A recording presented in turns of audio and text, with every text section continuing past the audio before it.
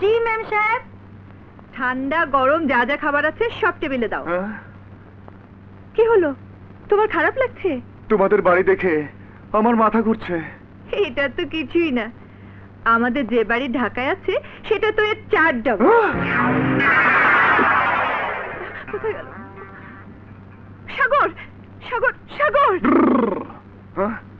মানুষের দেহটা হচ্ছে 3.5 হাত, থাকার জন্য না হয় 350 হাত হোক, কিন্তু কিন্তু এতে দেখছি প্রাসাদ।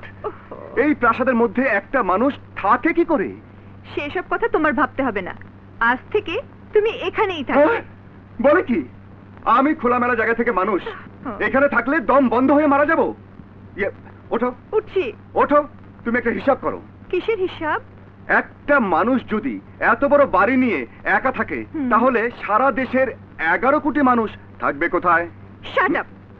ওরা থাকবে কোথায় সে নিয়ে তোমাকে ভাবতে হবে না। কে এসেছে রে টুইঙ্কেল? আমার ফ্রেন্ড সাগর। আসসালামু আলাইকুম। ওয়ালাইকুম আসসালাম। এ নিশ্চয়ই তোর সেই লম্বা ফর্সা সুন্দর চুল, 4টে লেটার সহ এইচএসসি পাস, গ্যারেজে কাজ করে মেডিকেলে পড়া সেই ছেলেটি। একটু অবাক লাগছে তাই না? অবাক তো একটু লাগবেই। গ্যারেজে কাজ করা একটা ছেলেকে তোর ভাইয়েরা কখনো মেনে নেবে না। এত বড় দুঃসাহস তুই কোত্থেকে পেলি?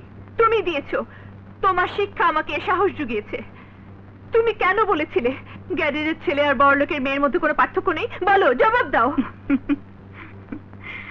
আমি শুধু এই কথাটুকুই তোর কাছ থেকে জানতে চেয়েছিলাম। Thank you Twinkle, thank you. Memsahib, টেবিলে খাবার দিয়েছি, এসো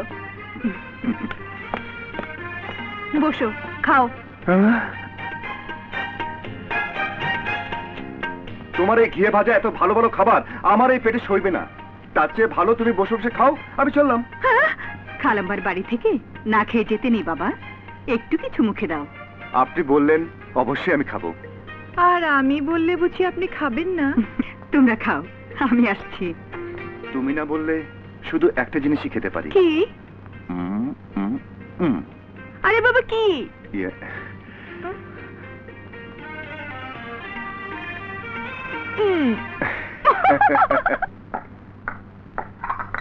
নিন, চাটা খেয়ে নিন।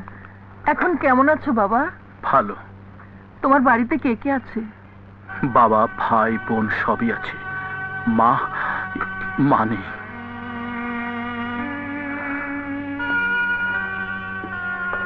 আপনাদের অনেক কষ্ট দিয়ে গেলাম, আসি।